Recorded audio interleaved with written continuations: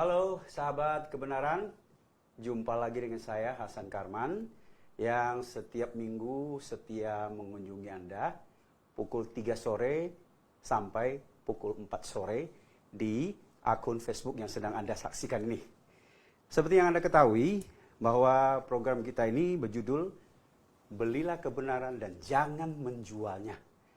Kebenaran itu mahal. Oleh sebab itu ketika Anda dapat, jangan pernah menjualnya. Dan Anda bisa share akun Facebook ini kepada teman-teman kita, keluarga kita, atau orang-orang yang Anda kasihi, supaya mereka juga bisa menyimak kebenaran yang sedang kami share ini. Pada sore hari ini kami akan membawa sebuah topik dengan judul Pengakuan Iman Kristen yang Paling Fundamental. Banyak pengakuan di dalam kekristenan. Mengaku soal iblis, malaikat, Tritunggal, soal macam-macam, Tritunggal juga, dan lain sebagainya. Tetapi ini yang paling fundamental yang akan kita bahas. Nah, sore hari ini seperti biasa, narasumber kita adalah Dr. Suhento Liao, yang akan selalu menemani Anda dan menjelaskan berbagai topik-topik doktrinal dan teologi yang mungkin sampai saat ini, walaupun Anda Kristen, Anda tidak tahu. Oke, kita akan sapa Dr. Suhento Liao pada sore hari ini. Apa kabar Dr. Liao? kabar baik, Pak Hasan. Baik, saya pikir Selalu baik. Saya pikir sore ini Anda sudah siap ya membawa sebuah topik mengenai pengakuan iman yang paling fundamental, dan apa itu? Silakan Anda paparkan. Iya. Oke, sahabat kebenaran, sore hari ini saya dimoderatorin oleh Dr. Hasan Karman sebenarnya ini, mantan wali kota Singkawang. Ya.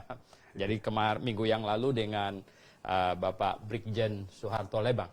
Nah, jadi topik yang dipilihkan pada kali ini, ya, topik yang dipilihkan adalah pengakuan iman yang paling utama, paling fundamental.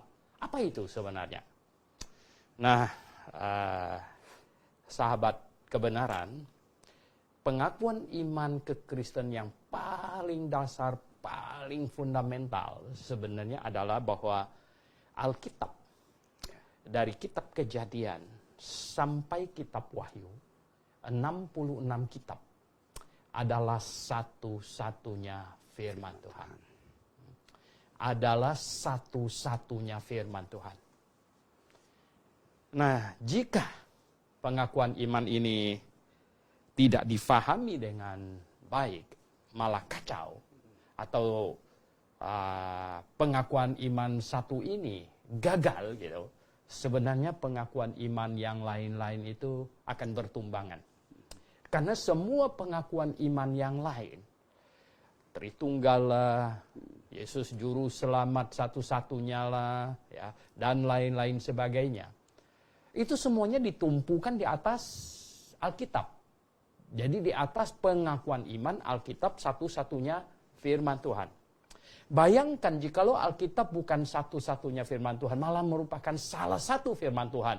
Bagaimana mungkin Yesus bisa satu-satunya juru selamat? Berarti Yesus Kristus akan jadi salah satu juru selamat. Karena di kitab lain atau di firman Tuhan yang di luar Alkitab ini menyatakan ada juru selamat lain, berarti Yesus Kristus akan menjadi salah satu juru selamat. Nah, oleh sebab itu ini tidak mungkin. Pengakuan iman bahwa Alkitab 66 kitab, ada yang lebih soalnya.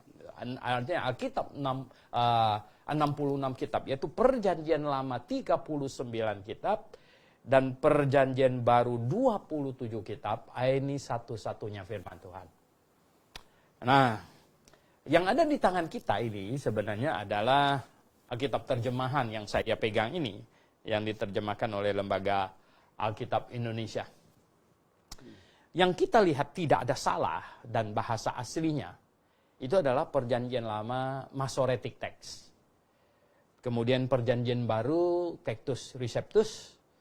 Ya, jadi ada dua ini, Perjanjian Lama Masoretic Text dan Perjanjian Baru Textus Receptus. Textus Receptus. Nah, jadi inilah dua yang bahasa asli ini yang sudah diselidiki demikian rupa, tidak ada kesalahan. Kalau terjemahan memang bisa ada salah. Terjemahan, ya namanya saja terjemahan, gitu, bisa ada salah. Tetapi kalau yang bahasa asli tidak ada. Nah, sahabat kebenaran, begini. Atas pengakuan iman ini, artinya yang konsekuensi dari pengakuan iman kita bahwa Alkitab 66 kitab ini satu-satunya firman Tuhan. Konsekuensinya atau yang bersamaan, berkesinambungan, harmonisnya begitu, itu adalah bahwa proses pewahyuan, kita tahu proses pewahyuan hanya sampai kitab Wahyu pasal 22 ayat 21. Proses pewahyuan dan pengilhaman. Nah, sebelumnya saya ingin menjelaskan kepada sahabat kebenaran, ada 3 terminologi yang ada hubungannya dengan ini, yaitu 1, revelation, bahasa Indonesianya itu pewahyuan, atau artinya itu adalah penyingkapan, reveal, ya, apa yang tertutup di reveal, revelation. Dan yang kedua adalah inspiration. Nah, bahasa Indonesianya adalah pengilhaman. Pengilhaman ini adalah menyangkut penulisan. Diberi ilham untuk menulis. Kemudian yang ketiga adalah illumination. Illumination ini adalah penerangan. Jadi 3 ini adalah pekerjaan Roh Kudus. Jadi Roh Kudus memberikan revelation, memberikan pewahyuan, penyingkapan. Nah, penyingkapan ini bisa melalui suara langsung dari Tuhan, seperti kasus Samuel, dan juga bisa melalui mimpi seperti Nebukadnezar, Firaun, ya. Nah, bahkan zaman dulu pernah Tuhan memakai undian untuk memberikan pendapatnya, kasus Yunus, pakai undian.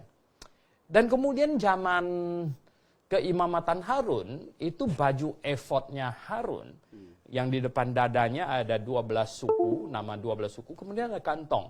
Dan di kantongnya itu ditaruh barang yang disebut dengan Urim dan Tumim. Nah, Urim dan Tumim ini untuk memberi jawaban yes and no. Ya. Jadi Urim itu yes, Tumim itu no. Jadi kalau bangsa Yahudi mau tahu sesuatu, pendapat Tuhan itu bagaimana, begitu, ya tentu bukan urusan kecil-kecil, gitu. Ya, urusan besar, ya katakanlah musuh sedang di perbatasan lagi mengganggu-ganggu, apakah kita pergi langsung menyerang atau kita perlu tunggu? Ini tanya imam besar. Imam besar akan berdoa, habis itu dia akan cabut dari depan dadanya itu keluar Urim apa Tumim, gitu. Nah, jadi begitulah caranya Allah memberitahukan, mereveal pendapatnya kepada manusia. Ada banyak kali juga mengirim malaikat, mengirim malaikat. Dan juga di perjanjian lama kita tahu sebenarnya Tuhan sendiri datang. Kasus Abraham, kasus Gideon itu Tuhan sendiri yang datang. Nah, malaikat kemudian ada melalui nabi, ya, melalui nabi. Jadi semua nabi diberikan revelation, pewahyuan. Tidak ada nabi yang tidak dapat revelation. Semua nabi dapat revelation. Nah, kemudian sebagian dari mereka bukan cuma diberikan revelation, tapi juga diberikan inspiration. Sehingga menulis. Begini, sahabat kebenaran, Elia pasti dapat revelation, Elisa juga dapat revelation. Tetapi Elia tidak dapat inspiration. Kita tidak ada kitab Elia. Ya toh? Elisa tidak dapat inspiration. Kita tidak memiliki kitab Elisa.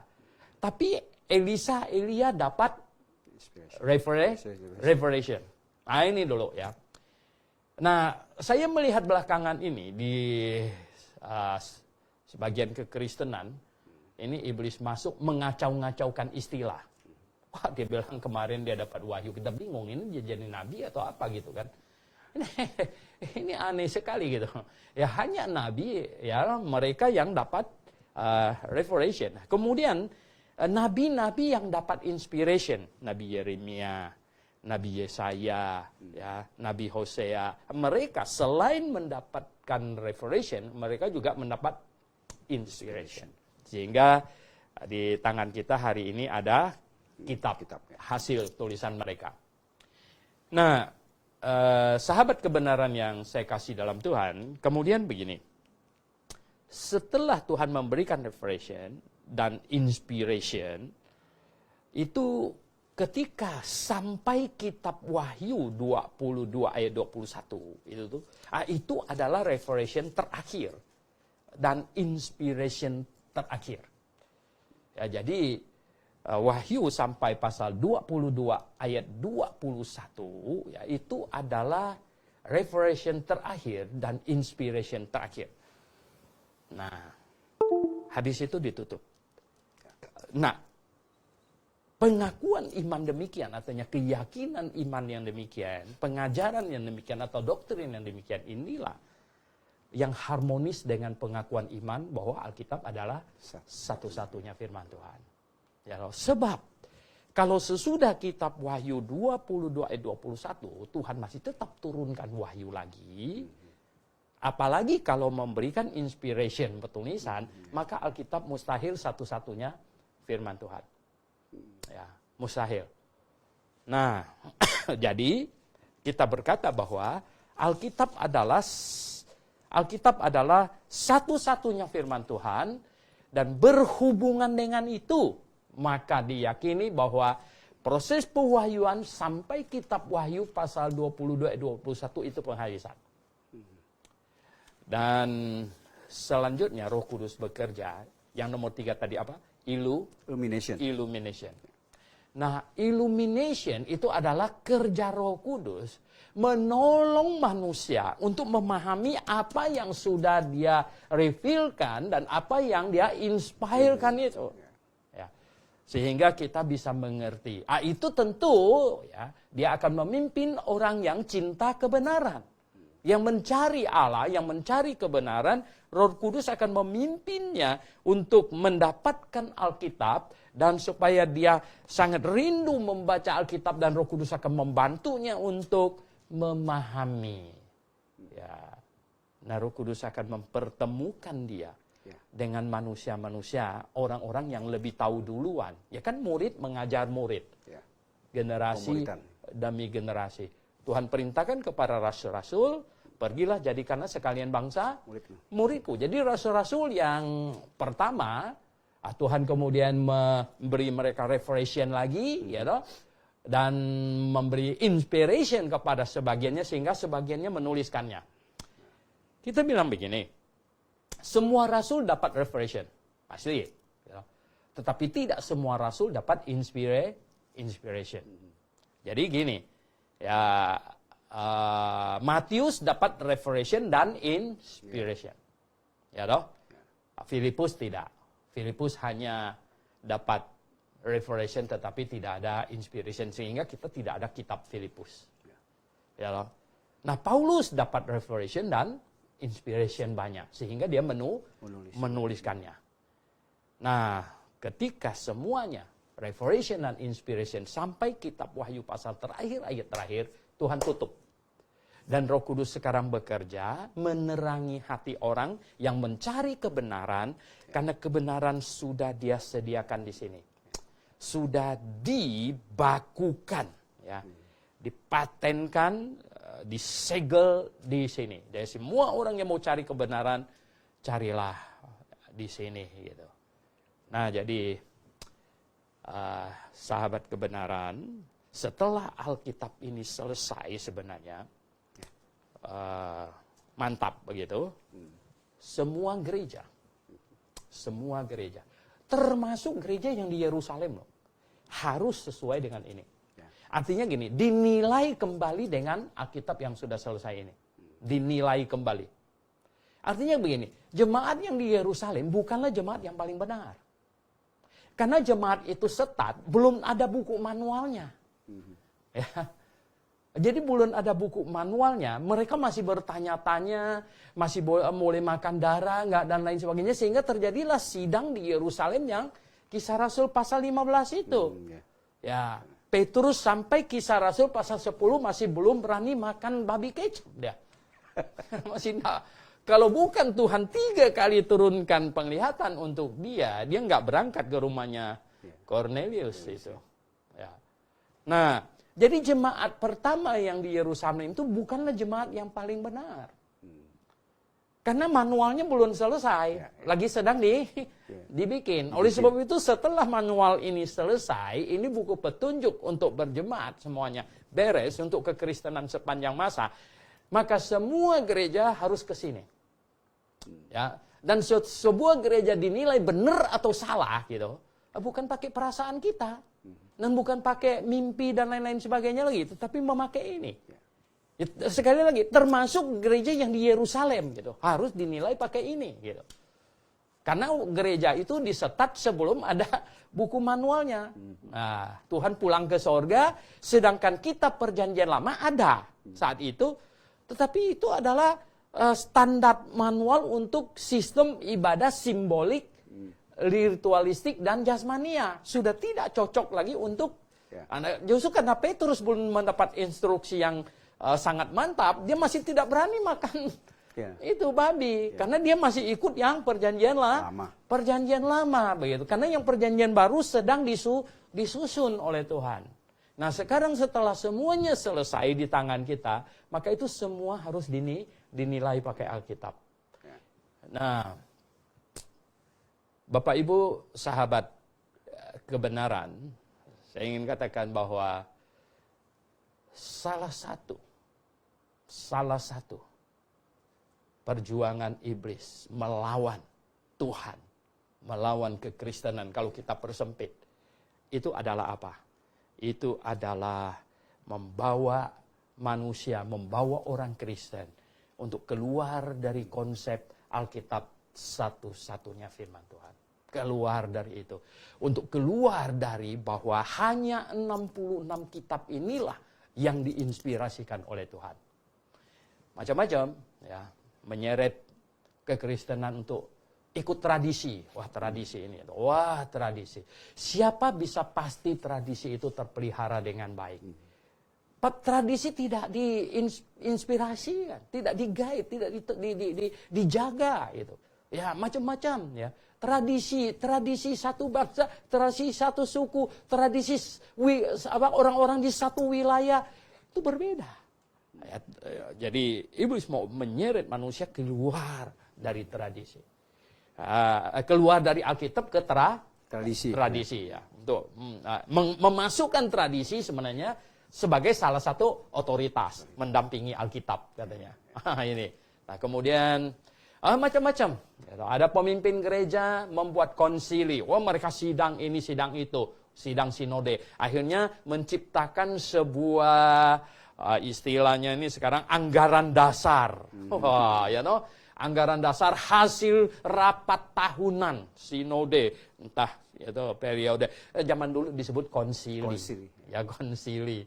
Wah, konsili. Akhirnya apa? Konsilinya bertentangan dengan Alkitab, yang diikutin konsilinya, bukan Alkitabnya. Ini dia. Ya, jadi akhirnya manusia keluar. Nah, oleh sebab itu kita tidak mau ada anggaran dasar segala macam. Karena Alkitab inilah anggaran dasar kita, satu-satunya. Dan semua orang percaya harus ikut Alkitab. Begitu. Nah, jadi kita tidak mau keluar dari pengakuan iman kita yang paling fundamental. Apa itu? Yaitu bahwa Alkitab satu-satunya firman Tuhan yang 39 perjanjian lama dan 27 perjanjian baru. Nah, ada pertanyaan pasti nanti akan muncul. Nah, ada gereja besar yang memasukkan sekian belasan kitab antara Maleakhi sampai kitab Matius ya. Disebut Deuterokanonika. Deutero itu yang kedua, kanonika itu artinya kanon. Jadi kanon yang kedua. Kenapa kita tidak akui itu? Kenapa kita tidak akui? Ada tiga poin yang harus dicatat. Satu, ya, orang Yahudi pun tidak akui itu firman Tuhan sampai hari ini. Ya, nomor satu. Nomor dua, rasul-rasul tidak mengakui itu, sehingga tidak pernah dikutip. Jadi tidak ada di dalam 27 kitab PB ada menyinggung Tobit, Yudit, Makabe, segalanya nggak pernah. Tidak ada menyinggung itu.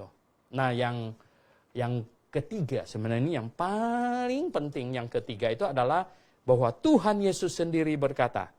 Tuhan Yesus sendiri berkata bahwa hanya 39 kitab ini saja yang menulis tentang dia. Di mana itu? Di dalam Lukas pasal 24 ayat 44. Ya. Lukas pasal 24 ayat 44. Nah, coba perhatikan apa kata Tuhan Yesus. Ia berkata kepada mereka, inilah perkataanku yang telah kukatakan kepadamu ketika aku masih bersama-sama dengan kamu, yakni bahwa harus digenapi semua yang ada tertulis tentang aku. Nah, semua yang ada tertulis tentang aku. Berarti yang lain tuh nggak ada tertulis tentangnya, ya kan? Ini jelas sekali kok. Ya, dalam kitab Taurat Musa ada jelas. Kitab Taurat Musa itu kan 5 kitab, ya, Taurat Musa. Terus dan kitab nabi-nabi, ya, ini 19 kitab nabi-nabi sangat jelas sekali. Gitu. Ini kitab nabi-nabi dan kitab Mazmur. 12 kitab yang disetat dari kitab Mazmur. Nah, itu kata Tuhan Yesus. Ada menulis tentang aku di situ. Jadi cuman 39 kitab inilah yang Tuhan akui ada tulis tentang dia. Di luar itu tidak ada. Ya boleh-boleh saja sih kalau baca, ya anggaplah baca buku-buku pada umumnya. Begitu. Sejarah, buku ya, sejarah. Buku sejarah. Tetapi jangan mensikapi itu firman Tuhan. Karena firman Tuhan hanya 66 kitab ini. Dan inilah standar kebenaran, dan inilah yang harus menjadi standar iman kita, standar doktrin kita, standar gereja kita, yaitu 66 kitab ini. Satu-satunya firman Tuhan. Nah, sesudah pewahyuan sampai kitab Wahyu 20 dan 21 dan pengilhaman, inspiration sampai Wahyu 20 dan 21 selesailah sudah. Oh, orang langsung berkata, Pak Suhento, masa Tuhan jadi bisu? No. Kenapa bodohnya minta ampun? Masa Tuhan bisa bisu? Tuhan pernah diam tidak bicara selama 400 tahun dari Maleaki terakhir sampai Zakaria. Ya. Itu didatangin malaikat. Tuhan diam. Apakah Tuhan jadi bisu 400 tahun? Kemudian belakangan baru sembuh. Ngawur. Nah, bisa begitu ya. Tuhan di sorga. Ya. Dan dia tidak menurunkan wahyu. Karena wahyu yang diperlukan oleh manusia sudah cukup. Sudah tertulis dengan rapi. Semua pencari kebenaran.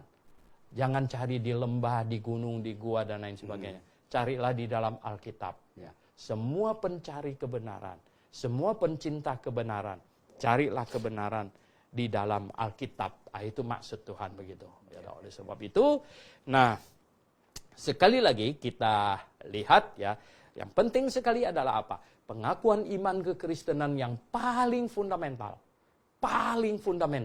paling dasar, paling utama. Apa itu? Yaitu Alkitab satu-satunya firman Tuhan. Ya. Alkitab satu-satunya firman Tuhan. Kalau Anda tidak mengakui Alkitab satu-satunya firman Tuhan, maka semua pengakuan iman yang lain-lain yang disusun di atas Alkitab tidak memiliki fondasi yang kuat. Ya. Dan semuanya itu sangat gampang untuk ditumbangkan. Nah, itu kira-kira. Oke, Pak Hasan. Oke, silakan. Terima kasih Dr. Suwanto Liau. Sahabat kebenaran yang sedang menyimak acara di akun Facebook ini, jika Anda mempunyai pertanyaan atau Anda penasaran dengan topik yang baru saja dipaparkan dengan sangat jelas oleh Dr. Suwanto Liau, nah silakan Anda boleh langsung mengetik pertanyaan Anda. Baik, sebelum ada pertanyaan masuk, mungkin saya ingin sedikit bertanya atau berkomentar ya Dr. Liau. Ya, okay. Tadi Anda menyinggung bahwa Alkitab itu dari kitab Perjanjian Lama, Perjanjian Baru sudah ditutup semua, ya, di pasal 22 ayat 21 tadi. Nah, ada yang mengatakan bahwa statement di penutup pasal 22 ayat 21 kitab Wahyu itu 18-19.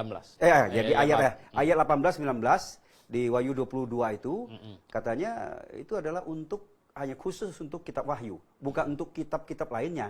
Jadi mereka membuka kesempatan peluang bahwa masih ada. Jadi bukan berlaku untuk keseluruhan kitab. Bagaimana Anda menjelaskannya? Oke. Nomor satu, orang yang berkata demikian Dia tidak mungkin bisa berkata Alkitab satu-satunya firman Tuhan. Tidak mungkin. Karena apa? Ya, karena masih ada turun wahyu terus. Bagaimana Alkitab bisa satu-satunya firman Tuhan?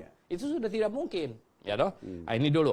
Berarti dia kadang-kadang saya ketemu orang yang dia sendiri saling bertentangan gitu. Kita tanya, Bapak percaya Alkitab satu-satunya firman Tuhan atau salah satu? Dia jawabnya dengan sangat yakin. Satu-satunya dong, pakai dong lagi gitu. Gitu.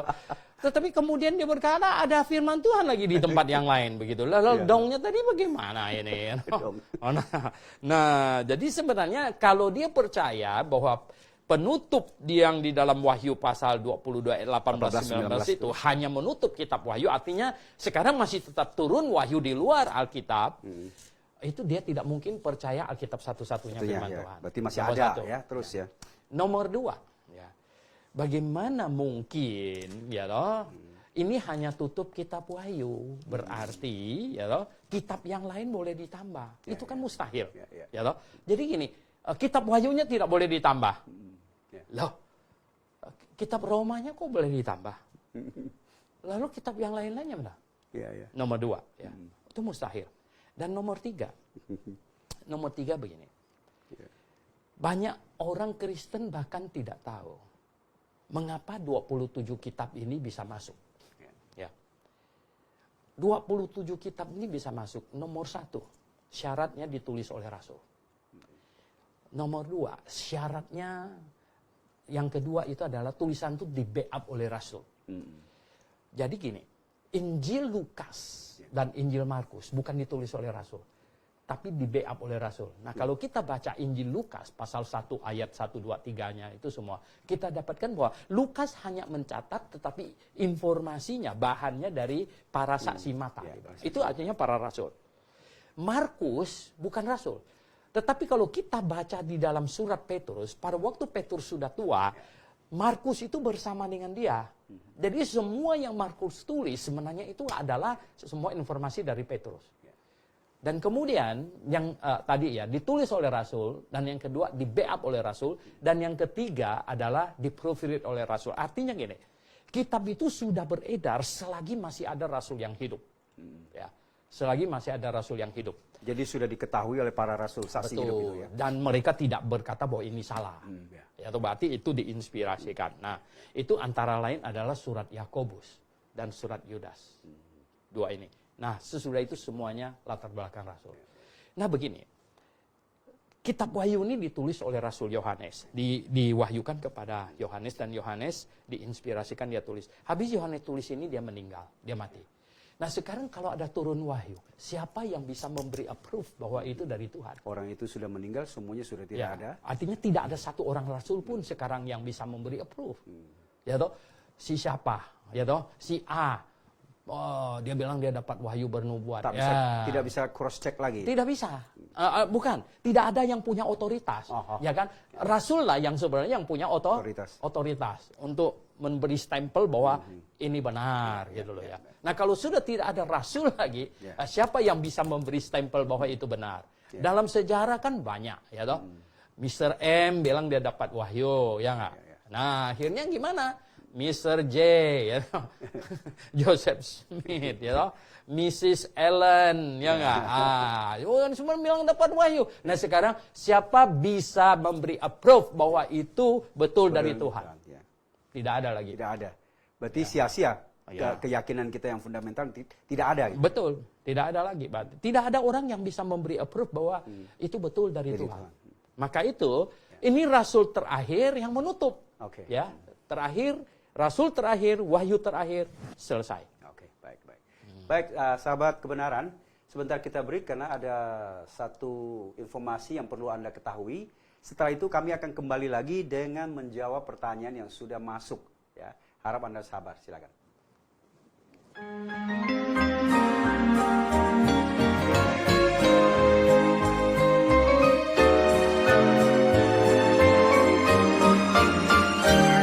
Gravel International Theological Seminary kembali menghadirkan acara-acara spesial di akhir tahun 2019.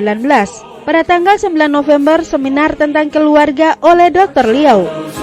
Pada tanggal 18 sampai 23 November akan ada Kongres Kristen Fundamentalis, akan hadir kurang lebih 60 hamba Tuhan se-Indonesia dalam acara ini. Dan pada tanggal 8 Desember pukul 14 waktu Indonesia Barat, seminar tentang kelahiran dan kematian Yesus Kristus. Yang menjadi pertanyaan, apakah benar Yesus Kristus lahir di bulan Desember? Atau Yesus Kristus mati pada hari Jumat? Pada tanggal 23 sampai 27 Desember akan ada acara blok kelas 3 doktrin dasar, yaitu doktrin keselamatan, doktrin gereja, dan doktrin Alkitab. Tahukah Anda, akhir-akhir ini banyak orang Kristen yang tidak mau mencari kebenaran Alkitab yang sesungguhnya. Ujilah pengajaran Anda apakah sesuai dengan Alkitab. Jikalau Anda ragu dengan pengajaran Anda, Dr. Liau bersedia menjelaskan kepada Anda dari penciptaan, tampilnya Yohanes Pembaptis, hari pengangkatan, masa penganiayaan orang Yahudi, kerajaan 1000 tahun, pengadilan aras putih, hingga masuk ke kekekalan. Jangan lewatkan acara ini, tandai kalender Anda atau tetap stay tune di Facebook Gebiya Grafis setiap hari Minggu pukul 15 sampai 16 waktu Indonesia Barat. 1 jam bersama Dr. Liau dalam acara Belilah Kebenaran dan Jangan Menjualnya. Anda bertanya, Dr. Liau menjawab. Untuk informasi hubungi 021 6471 4156 atau di 0813 1586 3518. Langsung dari Studio 1 Grafe International Theological Seminary. Tuhan Yesus menyertai dan Maranatha.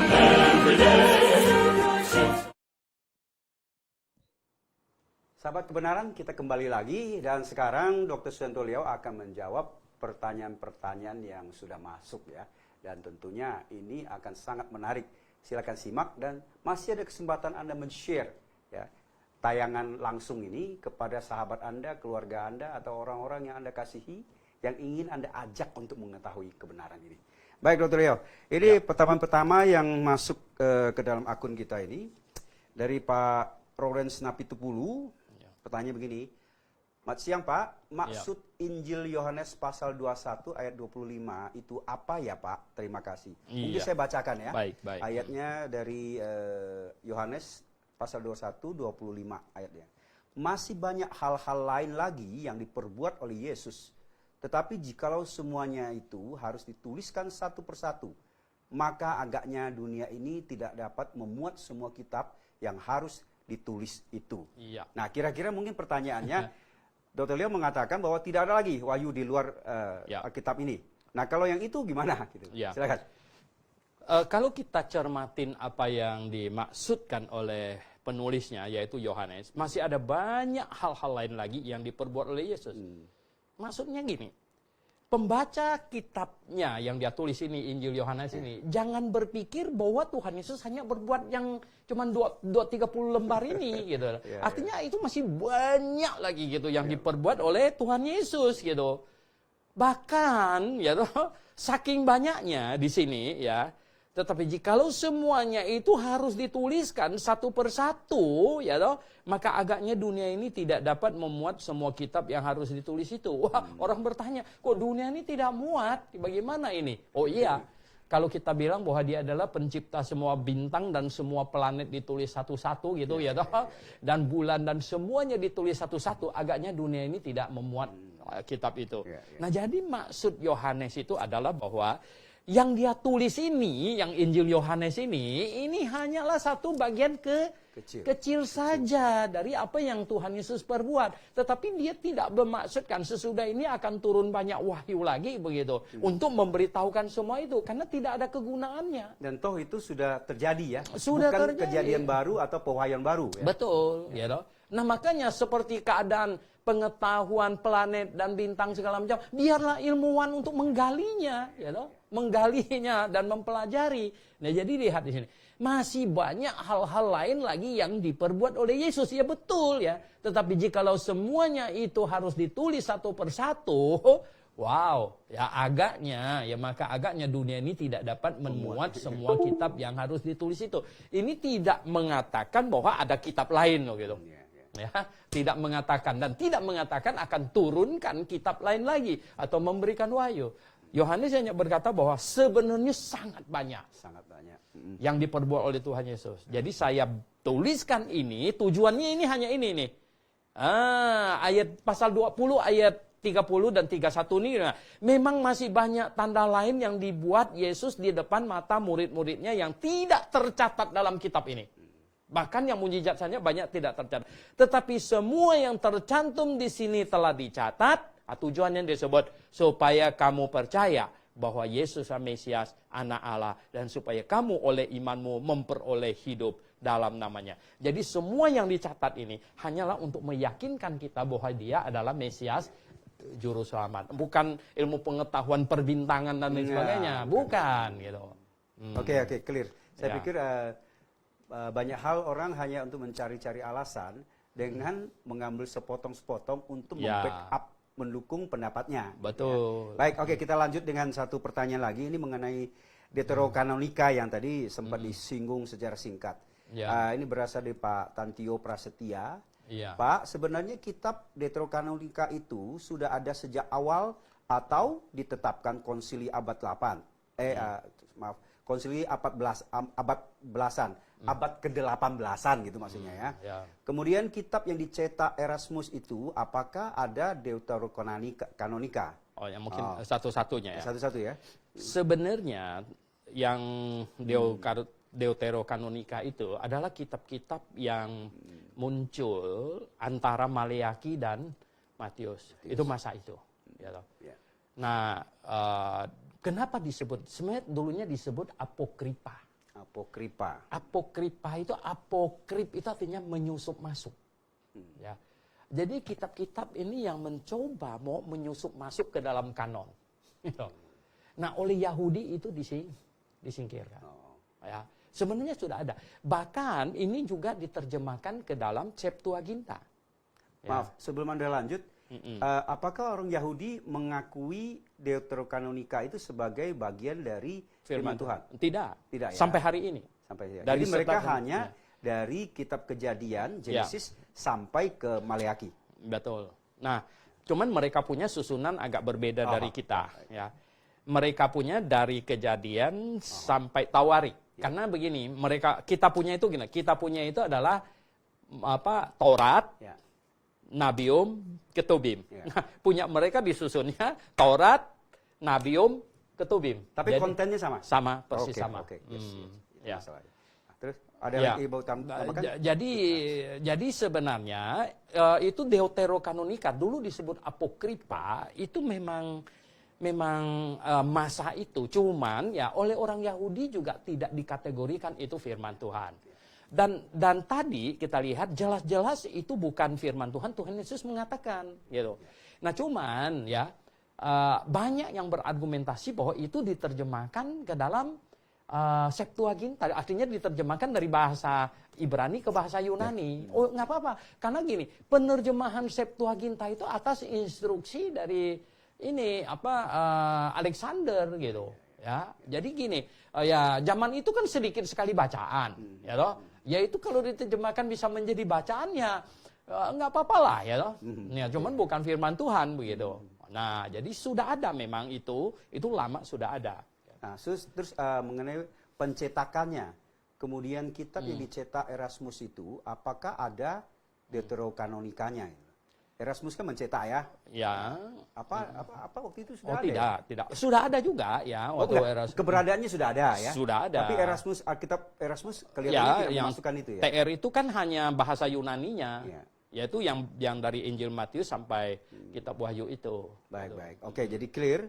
Sekarang kita lanjut lagi pertanyaan berikutnya lagi dari Pak Roy ya. Bertanya mengenai Yohanes pasal 13 ayat 15. Sebab aku telah memberikan suatu teladan kepada kamu, supaya kamu juga berbuat sama seperti yang telah kuperbuat kepadamu. Nah, kita harus hidup mengikuti teladan Tuhan Yesus. Abraham dulu hidup menurut teladannya siapa? Terus begitu juga Yusuf. Bukankah waktu itu belum ada Taurat dan Tuhan Yesus belum lahir? Maksudnya Abraham, Yusuf itu hidup ketika Taurat belum selesai gitu loh. Taurat belum ada. Jadi mereka ini mengikuti apa gitu? Oke, mungkin pertama yang perlu dibikin clear dulu itu adalah kita bukan masuk surga karena mengikuti teladan Tuhan Yesus. Kita masuk surga karena beriman kepada Yesus Kristus dihukumkan di atas kayu salib menggantikan kita. Juru selamat Ya, kita. jadi bukan kita mengikuti teladannya, berusaha untuk mengikuti teladannya supaya kita persis dengan dia nanti masuk surga. No. Tapi itu. tidak percaya dia sebagai juru selamat. Nah, yang paling utama adalah beriman, percaya Yesus Kristus adalah juru selamat yang dihukumkan menggantikan kita. Nah, sebenarnya gini, semuanya termasuk Abraham, Nuh, semuanya mereka juga percaya kepada Yesus Kristus. Mereka percaya kepada Yesus Kristus, Tuhan Yesus yang akan datang. Jadi waktu itu mereka belum tahu namanya dan lain sebagainya. Tapi mereka tahu ada juru selamat dijanjikan dan akan datang. Begitu. Nah, coba saya kasih tahu di Galatia pasal 3, coba lihat. Di situ Abraham sudah diberitakan Injil katanya. Ya. Galatia. Galatia pasal 3, ya. Nah, Galatia pasal 3 di ayat yang ke-8 coba. Ya, Pak Hasan baca. Ayat 8 ya. Ya. Galatia pasal 3 ayat 8. Dan kitab suci yang sebelumnya mengetahui bahwa Allah membenarkan orang-orang bukan Yahudi oleh karena iman. Telah terlebih dahulu memberitakan Injil kepada Abraham. Olehmu segala bangsa akan diberkati. Jadi ternyata Abraham sudah dengar Injil. Ya. Ya, Luar biasa. jadi Abraham, Tuhan Yesus pernah marah sama orang Yahudi, dibilang, kalian ini anak Abraham, tahu nggak? Abraham itu sangat ingin lihat hari ini di mana aku ada di sini. Ya. Walah, mereka pikir, mereka marah sekali. Abraham sudah menunggu-nunggu Mesias. Betul. Ya. Dia tahu ya. Jadi Abraham tuh sudah tahu bahwa Mesias akan datang dan lagi sedang menunggu. Karena gini, semua orang perjanjian lama akan masuk surga. Dosa mereka dihitung selesai kalau mereka bertobat dan percaya kepada juru selamat yang akan datang. Akan datang dihukumkan menggantikan mereka. Nah, kita yang hidup sesudah penyalibannya bertobat dan percaya kepada juru selamat yang sudah datang. Sudah dihukumkan menggantikan kita. Jadi tidak ada satu manusia pun masuk surga tanpa percaya, ya, bertobat percaya kepada sang juru selamat. Tidak ada satu orang pun. Orang dari Adam sampai manusia terakhir, semuanya harus percaya kepada sang juru selamat. Jadi menjawab pertanyaan Pak Roy tadi bahwa bukan soal mengikuti teladan ya, tetapi orang perjanjian lama sebelum Taurat selesai, ya Abraham, Yusuf, mereka itu sudah mengimani Mesias, sang juru selamat yang dijanjikan yang akan datang. Dengan mengimani itu, kita akan mendapat keselamatan. Inilah yang inti penjelasannya Dr. Liao. Ya. Baik, selanjutnya Dr. Liao, ini ada satu pertanyaan lagi dari Pak Imade Sulandinata. Sekarang ini banyak sekali gereja yang pengajarannya aneh-aneh. Mengapa hukuman di kitab Wahyu pasal 22 ayat 11 ini, ini kok hilang? Signal hilang. Ya. Maksudnya kenapa pas Wahyu pasal 22 ayat 18 itu tidak diterapkan? Ya, maksudnya yang akan ditambahkan. Iya, terus ada hukuman yang. Ya. Nah, itu maksudnya tadi ya inti pertanyaannya. Sebenarnya begini, prinsipnya Tuhan itu sudah dinyatakan dalam perumpamaan yang ada ladang yang gandum dan lalangnya. Ya toh, jadi kan pemilik ladangnya besoknya semua pekerjanya bilang, lihat Tuhan, bukankah kita cuma menanam gandum ini? Kenapa tumbuh banyak lalang? Bagaimana kita cabut saja gitu kan?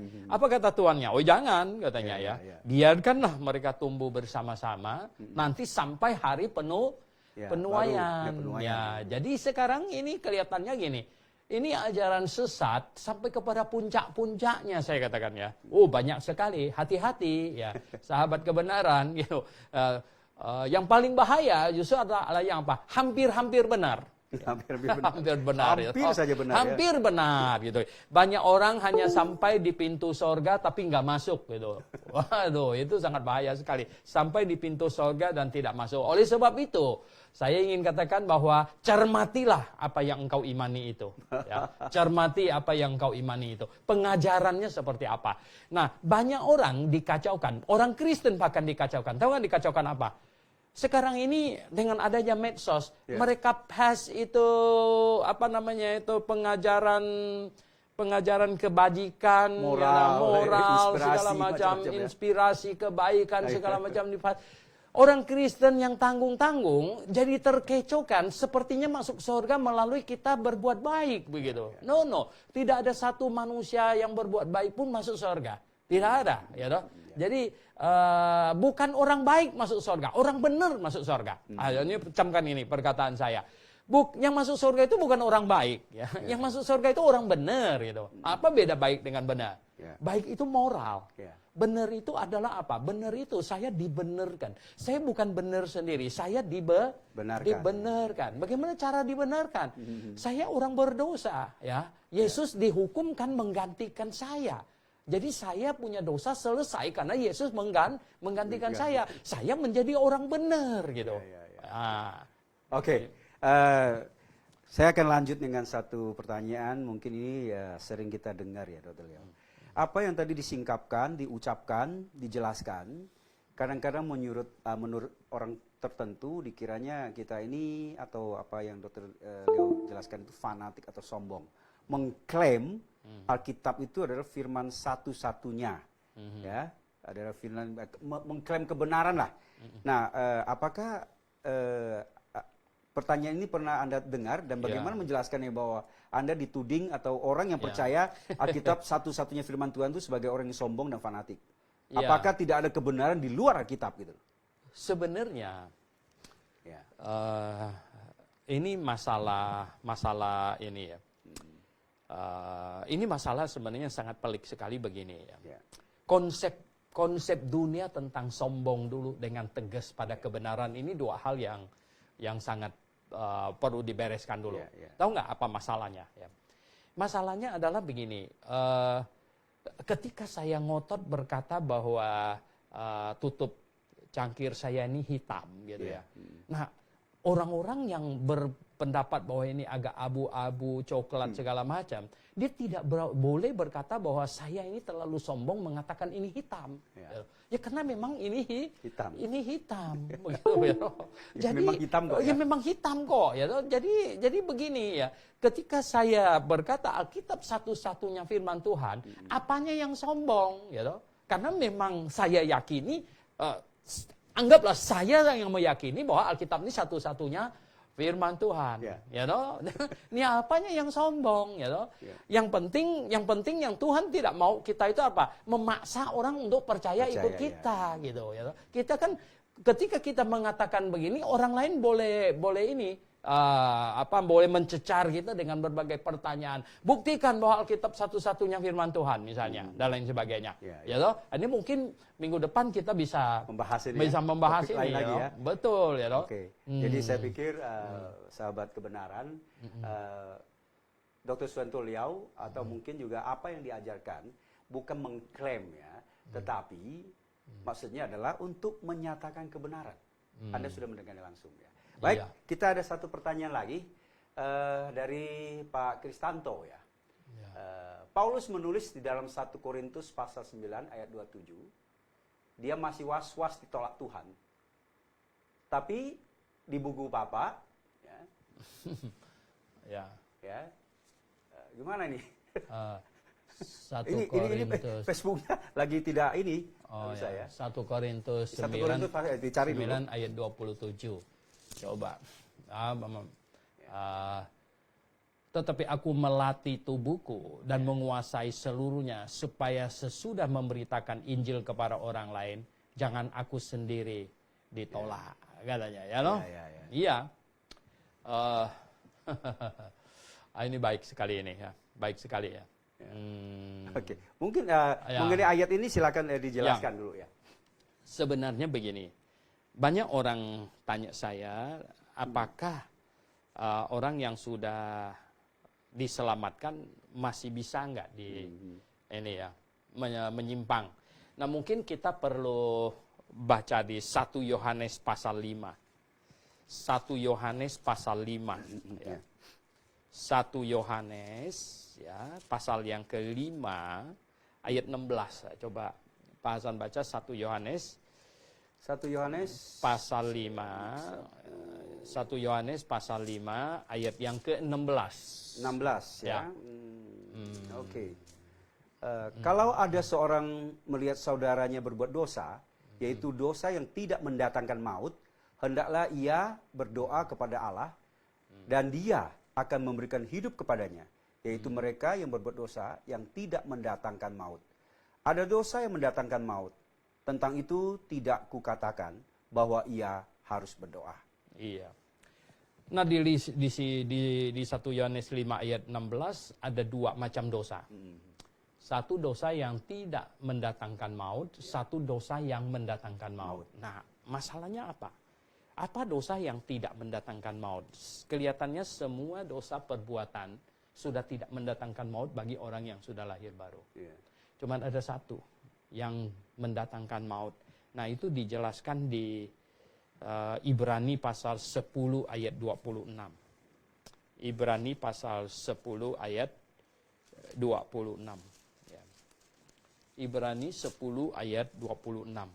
Oke, boleh dibaca? 10 ayat 26 ya. 26. Bunyinya demikian. Sebab jika kita sengaja berbuat dosa, sesudah memperoleh pengetahuan tentang kebenaran, maka tidak ada lagi korban untuk menghapus dosa itu. Ya, jadi dosa apa?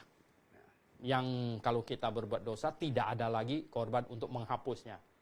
Ini bukan dosa marah, ya, pukul orang, bukan. Tapi dosanya di ayat 29 ada dikatakan. Di ayat 29. Ya, coba baca di ayat 29-nya. Yang tadi, sama ya? Ya. Betapa lebih beratnya hukuman yang harus dijatuhkan atas dia yang menginjak-injak anak Allah, Ya. yang menganggap najis darah perjanjian yang menguluskannya, dan yang menghina roh kasih karunia. Iya, jadi lihat, menginjak-injak anak Allah. Terus, menganggap najis darah perjanjian yang menguduskannya, dan yang menghina roh kasih karunia. Ini ada dosa yang langsung terhadap Tuhan. Dosa yang langsung terhadap Tuhan ya. Jadi, dosa tidak mau percaya lagi dan menentang Tuhan sebenarnya. Ini. Nah, ya tentu tidak mau, ya Rasul Paulus tidak mau gitu ya. Ini maksudnya ini dalam kalau Paulus bilang itu tiap-tiap orang turut mengambil bagian dalam pertandingan, ya pertandingan. Yang di 1 Korintus itu bicara pertandingan rohani, ya, bicara pertandingan rohani. Dan dia berusaha untuk menjadi yang the best sebenarnya. Ya, dan dia menjadi yang the best, melatih tubuhku, menguasainya seluruhnya, supaya sudah memberitakan Injil kepada orang lain, jangan aku sendiri ditolak. Ini bisa dua penafsiran. Ditolak maksudnya tidak dapat juara. Ya, juara. Satu. Ya kan? Nggak sampai yang targetnya. Nggak the best ya. The best, coba kita kembali ke pertanyaan Kristanto tadi. Kita ulang. Paulus menulis di Korintus 1 Korintus 9 ayat 27. Dia masih was-was ditolak Allah. Tapi di buku Bapak, buku Dr. Liao ya, nggak tahu dia nggak sebut di buku apa, di buku, ya. Tapi di buku Bapak, buku 1 Korintus 9, ya, kalimatnya agak membingungkan. 1 Korintus 9, tadi Paulus bukan takut ditolak manusia, karena Galatia 1 ayat 10, Paulus tidak peduli pada perkenanan manusia, mohon pencerahan. Memang Paulus tidak ada urusannya bahwa orang mau menilainya apa segala macam, tidak pusing dia. Dia hanya merujuk ke Tuhan aja. Jadi dia hanya mau diperkenan oleh Tuhan. Soal manusia itu sama sekali dia tidak ambil pusing gitu. Jadi makanya dia bilang dia berlari pada tujuan. Dia ingin mau mencapai the best gitu. Nah di sini yang katanya memberitakan Injil kepada orang lain, jangan aku sendiri ditolak. Ada yang menafsirkan sebenarnya ditolak artinya tidak menjadi yang juara satu targetnya, ya, nggak capai target, atau bilang takut ditolak tidak masuk surga. Sebenarnya takut ditolak maksudnya dia tidak masuk surga, kelihatannya ini hampir tidak mungkin terjadi gitu, ya toh, hampir tidak mungkin terjadi. Walaupun kita katakan bahwa memang di dalam 1 Yohanes ada menyebut dosa yang mendatangkan maut, dan di dalam Ibrani kalau itu ditulis oleh Paulus sendiri, itu adalah dosa yang menginjak-injak anak Allah. Itu sih maut. Itu sih ya toh, menginjak-injak anak Allah. Ya itu sih pasti ya toh. Begitu. Baik, oke, saya pikir Kristanto Anda jika masih belum jelas, silakan ya langsung ke Pak Suyanto Liao ya, Dr. Suyanto Liao, Anda bisa mendapat penjelasan lebih clear ya. kita masih ada sisa sedikit waktu. Ini mungkin closing kali ya, Ya, oke. Dr. Leo ya. Banyak kelompok, kita kan membahas bahwa Alkitab satu-satunya firman Tuhan. Tidak ada pewahyuan lagi. Betul. Ya, no revelation, no inspiration, no illumination lagi. Illumination masih masih. ya, Oh, berjalan, oke. penerangan Iya, ya. betul. Ya, diterangi ya. Nah, terus banyak orang mengklaim bahwa dia mendapat penampakan, bahkan didatangi Yesus, didatangi malaikat dan sebagainya. Ini fenomena ini jelaskannya gimana, Dr. Iya. Leo? Ini iblis melakukan banyak tipu muslihat. Ya. Nah, dia bilang dia lihat Yesus. Kita tanya dia, dari mana kamu tahu itu Yesus? Yang kamu lihat itu. Itu saja dia sudah bingung. Iya. Oh enggak, itu putih-putih begini. Lah masa putih-putih Yesus? Ya, ya enggak. Oh nah, akhirnya ujung-ujungnya dia akan terpojok bilang seperti yang di kalender. Itu bintang film. Ya. Berarti kamu lihat bintang film gitu ya. Ini ngaco ini. Ya enggak ada orang. Orang sampai gilanya itu awan berbentuk mirip muka orang saja teriak-teriak itu Yesus gitu ya. Itu saking gilanya itu. Ya. Nah sebenarnya tidak ada yang macam begitu lagi.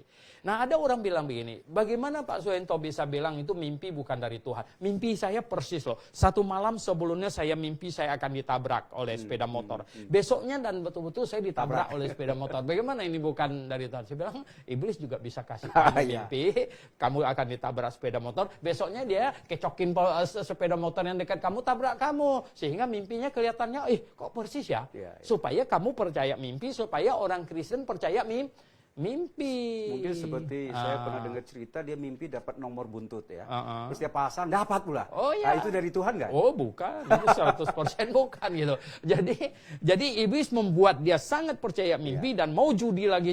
Keluar dari Alkitab. Kalau iblis kasih dia mimpi, katakanlah nanti nomornya 70 gitu. Apa iblis yang satu ini kan lapor sama yang sana kocok itu. Ya tolong keluarin 70. Biar ini orang sandiwara. Dan ini iya. bisa dikerjakan oleh Betul, iblis. itu Jadi bisa. Fenomena seperti ini rekomendasi Anda apa? Percaya tidak percaya? Oh tidak atau boleh. apa? Kita tidak boleh percaya sesuatu yang di luar Alkitab itu dari Tuhan. Oke. Ya, tidak ada lagi gitu. Ya. Nah kalau kita mau percaya itu sepertinya kita ulurkan tangan kita untuk dituntun oleh iblis. Ya, dituntun oleh iblis. Ya. Alkitab jelas menjelaskan bahwa sekali orang mati, masuk neraka atau surga. Oh iya, tidak ada Nggak lagi. bisa bolak-balik ya? Tidak ada bolak-balik lagi. Tidak Orang ada klaim- orang pergi ke surga bisa turun lagi punya. Masuk ke neraka, mengklaim dia keluar lagi. Enggak bisa, itu bohong itu. Nah, itu 2 Tesalonika, coba lihat di 2 Tesalonika. Walah, ya, di 2 Tesalonika pasal 2 katanya ini. 2 Tesalonika pasal 2 katanya.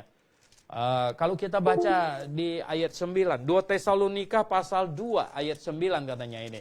Kedatangan si pendurhaka itu adalah pekerjaan iblis dan akan disertai rupa-rupa perbuatan ajaib, tanda-tanda dan mujizat-mujizat palsu, dan rupa-rupa tipu daya jahat terhadap orang yang harus binasa karena mereka tidak menerima dan mengasihi kebenaran. Lihat, karena mereka tidak menerima dan mengasihi kebenaran yang dapat menyelamatkan mereka. Dan itulah sebabnya Allah mendatangkan kesesatan atas mereka. Coba, Allah yang mendatangkan kesesatan loh atas mereka, yang menyebabkan mereka percaya akan dusta.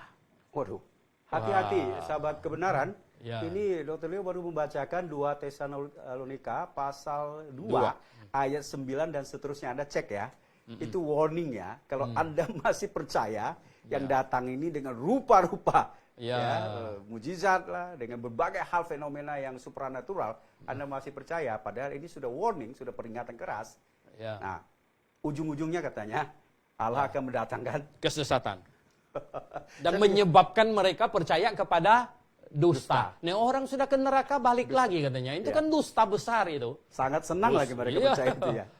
Nah, saya pikir udah waktu kita 1 jam tanpa terasa sudah sampai di ujung dan mungkin saya mohon Dr. Leo memberikan closing statement sebagai penutup dari topik kita hari ini, pengakuan iman yang paling fundamental. Iya. Silakan. Jadi Alkitab satu-satunya firman Tuhan.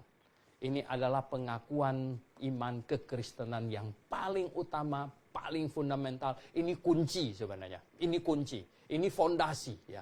Di dalam Mazmur pasal 11 saya ingin mengutip ya. Mazmur pasal 11 ayat 3 ada bilang gini. Apabila dasar-dasar dihancurkan, apakah yang dapat dibuat oleh orang benar itu? Bahasa Inggrisnya bilang, if the foundation be destroyed, what can the righteous do? Dia bilang. Tidak ada lagi. Kalau fondasinya dihancurkan, maka gedung yang di atasnya itu tinggal tunggu waktu akan goyang tumbang. sedikit, Ya, tumbang runtuh. itu. Nah, jadi ini pengakuan iman Alkitab satu-satunya firman Tuhan adalah fondasi iman yang terutama, kokoh, mantap. Sahabat kebenaran, inilah closing statement, pesan-pesan penutup dari Dr. Suwanto Liao.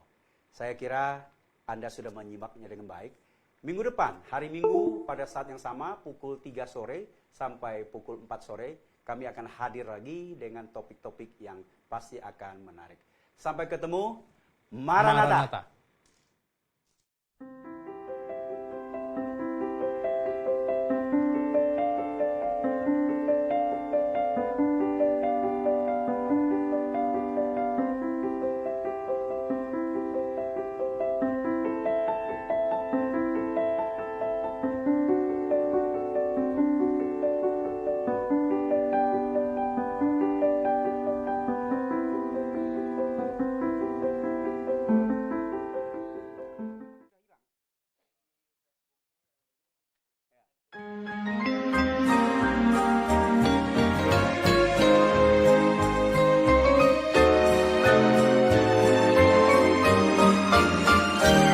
Grafe International Theological Seminary kembali menghadirkan acara-acara spesial di akhir tahun 2019. Pada tanggal 9 November, seminar tentang keluarga oleh Dr. Liao. Pada tanggal 18 sampai 23 November akan ada Kongres Kristen Fundamentalis, akan hadir kurang lebih 60 hamba Tuhan se-Indonesia dalam acara ini. Dan pada tanggal 8 Desember pukul 14 waktu Indonesia Barat, seminar tentang kelahiran dan kematian Yesus Kristus. Yang menjadi pertanyaan, apakah benar Yesus Kristus lahir di bulan Desember? Atau Yesus Kristus mati pada hari Jumat? Pada tanggal 23 sampai 27 Desember akan ada acara blok kelas 3 doktrin dasar, yaitu doktrin keselamatan, doktrin gereja, dan doktrin Alkitab. Tahukah Anda, akhir-akhir ini banyak orang Kristen yang tidak mau mencari kebenaran Alkitab yang sesungguhnya. Ujilah pengajaran Anda apakah sesuai dengan Alkitab. Jikalau Anda ragu dengan pengajaran Anda, Dr. Liao bersedia menjelaskan kepada Anda dari penciptaan, tampilnya Yohanes Pembaptis, hari pengangkatan, masa penganiayaan orang Yahudi, kerajaan 1000 tahun, pengadilan aras putih, hingga masuk ke kekekalan. Jangan lewatkan acara ini, tandai kalender Anda atau tetap stay tune di Facebook Gebiya Grafe setiap hari Minggu pukul 15 sampai 16 waktu Indonesia Barat. 1 jam bersama Dr. Liao dalam acara Belilah Kebenaran dan Jangan Menjualnya. Anda bertanya, Dr. Liao menjawab. Untuk informasi hubungi 021 6471 4156 atau di 0813 1586 3518. Langsung dari Studio 1 Grafe International Theological Seminary, Tuhan Yesus menyertai dan Maranatha.